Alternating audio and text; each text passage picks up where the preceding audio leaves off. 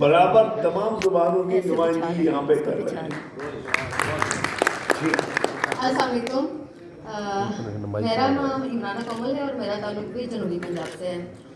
سر چونکہ 22 سال ہو گئے مجھے صحافت میں، اور میں اکثر یہ دیکھتی ہوں کہ ودن ثقافتی جماعتیں جو اپنے حقوق کی بات کرتے ہیں، اور مختلف ایسی پارٹیاں جن کو لیفٹی کہتے ہیں تو بہت زیادہ تعداد میں، لیکن الگ الگ کام کرتی ہیں.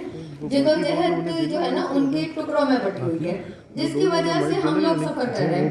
ایک جنوبی پنجاب کے ہمارے صحافی ہیں شکیل انجم صاحب، ایکسپریس نیوز کے. میں ان کی آپ کو ایک پوسٹ پڑھ کے ابھی سناتی ہوں، ابھی 5 منٹ میں انہوں نے کی ہے کہ سب سے زیادہ ایک فون پر پارٹیاں بدلنے والے سیاستدانوں کا تعلق جنوبی پنجاب سے ہے.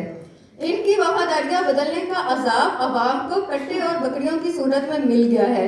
نہ تعلیمی ادارے، نہ ہسپتال، نہ روزگار، نہ پینے کے پانی کے مواقع، نہ کاشتکاروں کو فصلوں کا معاوضہ. صوبہ بس خواب ہے، سراب بن گیا ہے. تو میرا سوال